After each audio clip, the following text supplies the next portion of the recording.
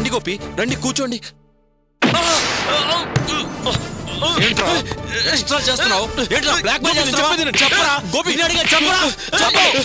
మా వాడిని ఎందుకు కొట్టారు?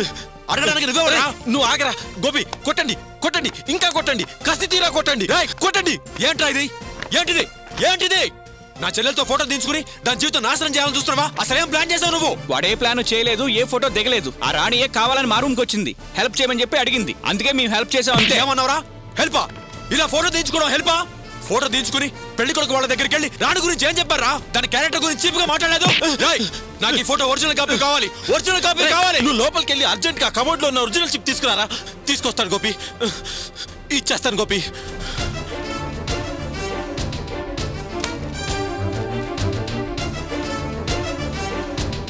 రేయ్, ఆఖరిసారిగా చెప్తున్నాను, ఇంకోసారి నా జోలికి గాని నా కుటుంబం జోలికి గాని వచ్చారో ఎవ్వరూ ప్రాణాలతో మిగలరు.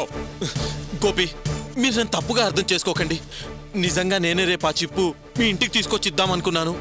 కానీ ఈ లోపు మీరే వచ్చారు, ఆవేశపడ్డారు, కోపగించుకున్నారు. కావ్య జీవితం నాశనం చేయాలనుకున్న ఆ రామ్ కాదండి ఇప్పుడు ఈ రామ్. జైలు జీవితం నా జీవితాన్నే మార్చేసింది. మారి మంచివాడినయ్యాను. కావ్య పెళ్లిలో నేను నిజం చెప్పే ప్రయత్నం చేస్తున్నా నన్ను చెప్పనీయకుండా, నన్ను అర్థం చేసుకోకుండా కొట్టడం వల్ల అంత పెద్ద గొడవ జరిగిపోయింది.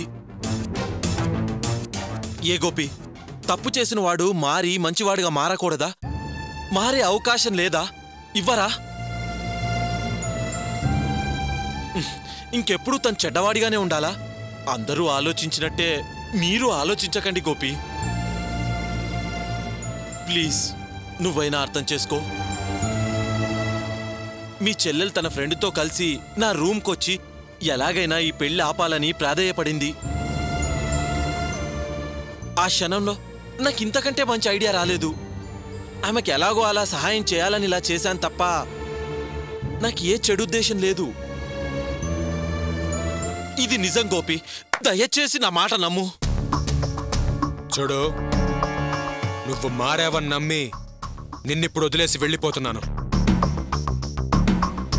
నా నమ్మకాన్ని నిలబెట్టుకోరా, లేకపోతే నా గురించి తెలుసుగా.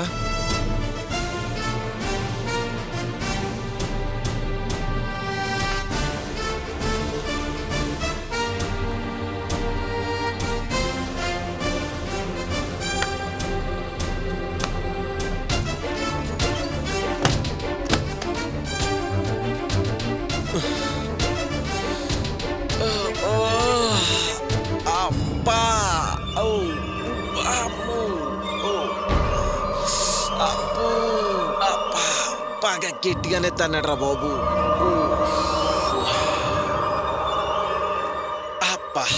పోయిందిరా, మొత్తం ప్లాన్ అంతా పోయింది. అరే, ఆ గోపిగాడి మీద ఉన్న పగతోటే కదా రాణితో కలిసి ఫోటో తీయించుకున్నది. ఇప్పుడేమో ఆ చిప్ప ఆడి చేతిలో పెట్టావు. ఇప్పుడేంట్రా? ఆ నవ్వేంట్రా? అరే పిచ్చోడా, నేను రాణి కలిసి దిగిన ఫోటోని గోపికిచ్చింది ఒరిజినల్ చిప్పే. కానీ దాన్ని కాపీ చేసిన సీడీ మన దగ్గరే ఉన్నాయి కదరా. ఓ అవును కాదు. ఒరే, ఆ సీడీ సంగతే మర్చిపోయి ఆ కోపంలో ఏదేదో అన్నాన్రా. ఐఎమ్ రియల్లీ సారీరా. పర్వాలేదురా, నువ్వు నా ఫ్రెండ్వి, నువ్వు ఏమనుకున్నా పర్వాలేదు. రే, మళ్ళీ ఆ గోపి కావ్య విషయంలో నాకు ఎదురొస్తాడేమోనని భయపడ్డాను. కానీ ఇప్పుడు నేను ప్లే చేసిన డ్రామాతో పూర్తిగా నమ్మేశాడు. ఇప్పుడు కావ్య వెళ్ళి నా గురించి ఎంత బ్యాడ్గా చెప్పినా వాడు నమ్మడు, సాయం అడిగినా చేయడు. నా డ్రామా అంతగా పనిచేస్తుంది. ఎలా ఉందిరా ప్లాను? సూపర్గా ఉందిరా. సూపర్ రా మామా. ఈ రామా మజాకా.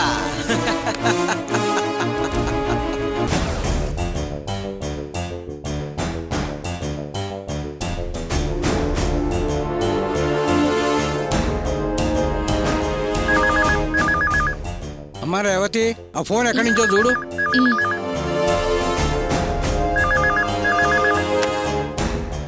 హలో. రేవతి, నేను వాసుని. చెప్పు వాసు. ఈరోజు ఆఫీసులో కొంచెం వర్క్ ఉంది, రాత్రికి ఇంటికి రావడం లేదు. ఏంటంత పని? చాలా రోజులకు వసూలు కాని బాకీ ఒకటి ఉంది. నన్ను వసూలు చేయమని ఎండీ గారు చెప్పారు. ఆ పని మీద బయటకు వెళ్తున్నా. ఏంటి వాసు ఇది? ఇలా day and night office works అంటే ఎలా? తప్పదు రేవతి, పని ముఖ్యం. పని ముఖ్యమే, కానీ ఇక్కడ ఇంట్లో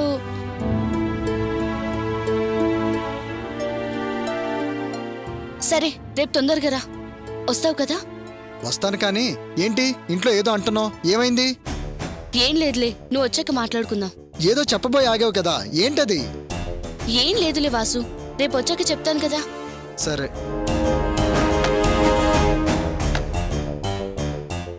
ఏమంటాడా మా వాసు?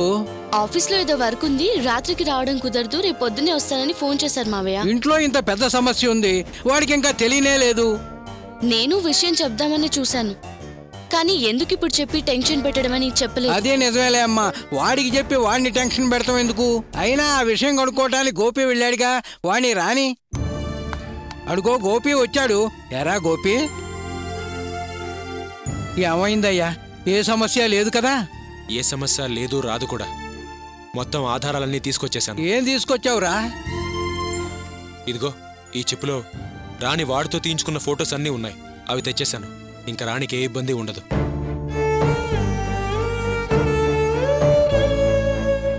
నిజంగా ఏ ఇబ్బంది రాదు కదా?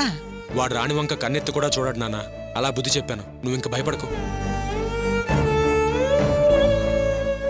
అమ్మయ్యా, ఇప్పుడు నా మనసు కుదుటపడిందిరా. అర్చన,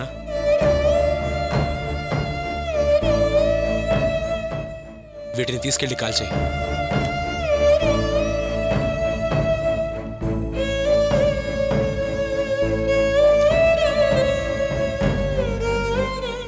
చూడమ్మా రాణి, మన టైం బాగుంది కనుక సరిపోయింది.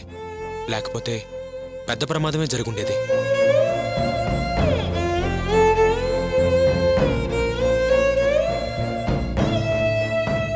దీనికి అంతటికీ కారణం నీ తొందరపాటు నిర్ణయమేనమ్మా. సారీ అన్నయ్య, పెళ్లి ఆపాలన్న ఆవేశంలో ఇవన్నీ ఆలోచించలేదు. నాకు అర్థమైందమ్మా, కానీ నేనెందుకు చెప్తున్నానంటే, ఒక ఆడపిల్ల నిర్ణయం తీసుకునే ముందు 1-4 సార్లు ఆలోచించాలి. ఎందుకంటే ఆ నిర్ణయం మీద ఆ ఆడపిల్ల భవిష్యత్తే కాకుండా ఆ అమ్మాయి కుటుంబ గౌరవం, మర్యాద, పరువు, ప్రతిష్ట అన్నీ ఆధారపడి ఉంటాయి.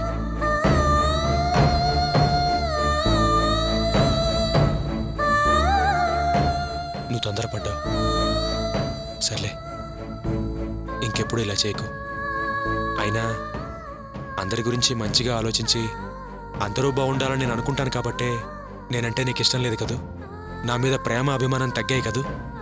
లేదన్నయ్య, అలా అనకు. సర్లేమ్మా, ఒక విషయం గుర్తుపెట్టుకో. అడ్డదారి చాలా బాగుంటుంది, కానీ అడ్డదారి కంటే మామూలుగా వెళ్లే దారి ఎప్పుడూ కరెక్ట్ అమ్మా. కాస్త లేటైనా అదే మనకి మంచిది. ఇక ముందు నువ్వేం నిర్ణయం తీసుకోవాలన్నా ఒక మాట నీ అన్నయ్యని అడుగుతూ ఉండు, సరేనా? సరే అన్నయ్య. జాగ్రత్త.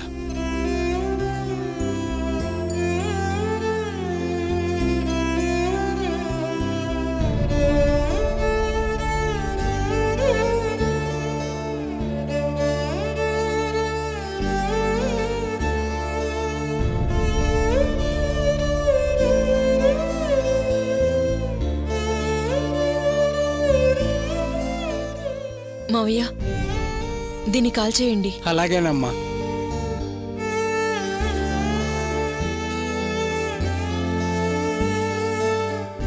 భాగ్యం, వెళ్ళి అగ్గి పెట్టి పట్టురా పో.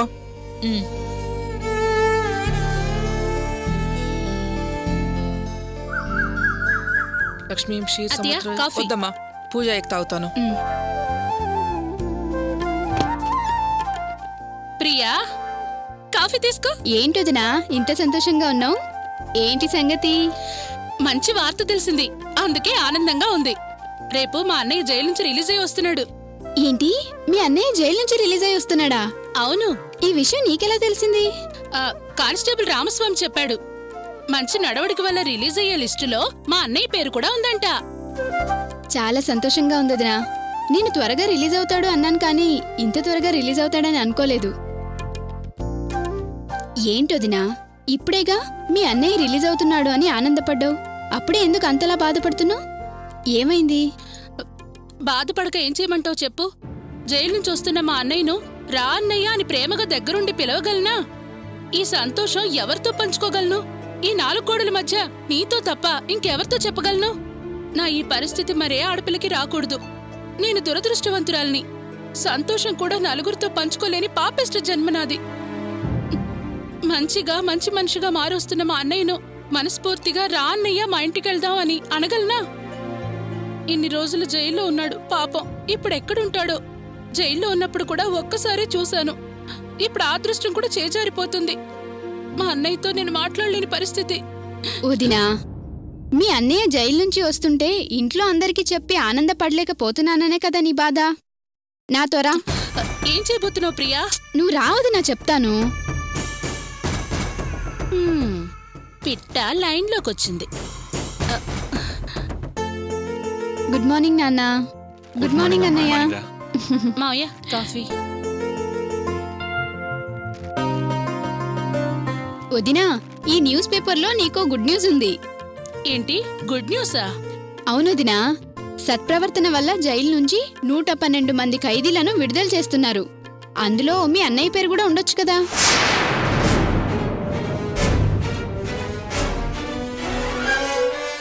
ఆయన చాలా కాలం నుంచి జైల్లో ఉన్నాడు కదా. ఇంతకాలం నా అన్న వాళ్ళని చూడకుండా చాలా బాధపడుతూ ఉంటావు కదా. ఇక నుంచి అయినా ఆయనకి మంచి జీవితం దక్కితే బాగుంటుంది. ప్రియా, పొద్దున్నే ఎవరి గురించి నువ్వు మాట్లాడేది? వదిన వాళ్ళ అన్నయ్య గురించి. ఏ మాట్లాడకూడదా? అవునే, మాట్లాడకూడదు. ఆ దుర్మార్గుడు మన కుటుంబానికి ఎంత కీడు చేశాడో నీకు తెలీదా? వాడి గురించి మాట్లాడటమే కాదు, నట్టింట్లో ఆ రాక్షసుని తలుచుకోవడం కూడా తప్పే. ఏంటన్నా ఇది? నేనేమన్నా రోడ్డున పోయే వాళ్ళ గురించి మాట్లాడుతున్నానా? వదిన వాళ్ళ అన్నయ్య గురించే కదా. వాళ్ళ అన్నయ్య గురించి ఎవరు మాట్లాడకూడదా? చివరికి వదినకు కూడా ఆ హక్కు లేదా? ఏంటన్నా ఈ కండిషన్స్? ప్రియా, మీ అమ్మ మాట్లాడొద్దని చెప్పింది కదా, సైలెంట్ గా పేపర్ చదువుకో. ఇదేం బాగోలేదు నాన్న. నువ్వు అనేది న్యాయంగా లేదు. ప్రియా, అటు అమ్మ చెప్పేది విను, ఇటు నాన్న చెప్పేది వినవా?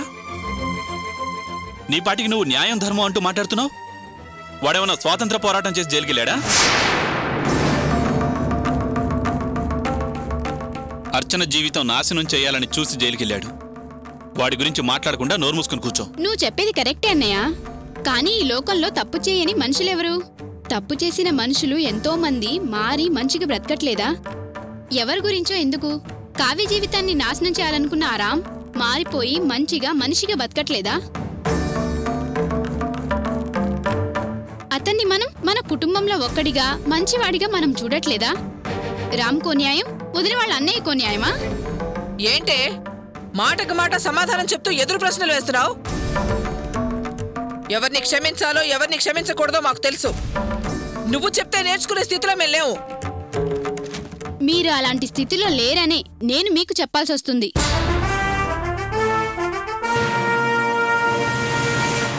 ఎవరో బయటివాడైన రామ్ని క్షమించి సర్దుకుపోతున్నారు.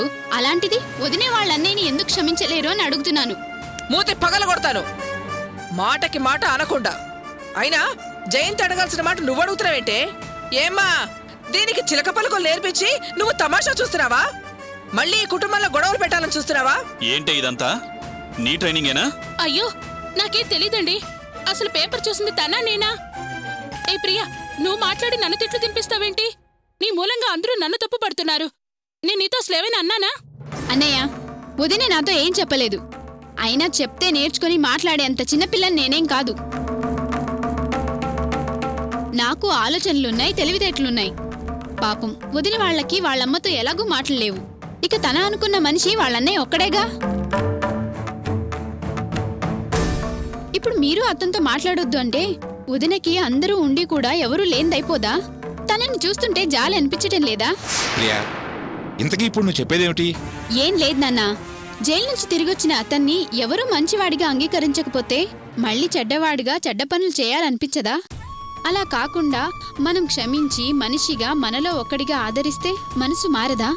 మంచిగా బతకాలనే ఆశ కలగదా? రామ్ జైలు నుంచి వచ్చాడని మల్సిబావ చేరతీయటం వల్లే కదా ఓ కొత్త జీవితం ప్రారంభించింది. అలాగే మనం ఎందుకు వదిన వాళ్ళ అన్నయ్యని క్షమించి మంచి జీవితం ప్రారంభించే అవకాశం ఇవ్వకూడదు? నీ వయసుకు నువ్వే ఇంత ఆలోచిస్తే మేము ఆలోచించమా? ఎవరిని క్షమించాలో ఎవరిని క్షమించకూడదో వాళ్ళు చేసిన తప్పులను బట్టి ఆధారపడి ఉంటుంది. కాటేసే పాముకి సుభాషితాలు చెబితే పడగ ముడిచి పుట్టలోకి పోతుందనుకోవడం పొరపాటు. రాముని మేము క్షమించగలిగాం, కానీ ఇతన్ని క్షమించడం కుదరదు. ఇద్దరి మధ్య చాలా వ్యత్యాసం ఉంది.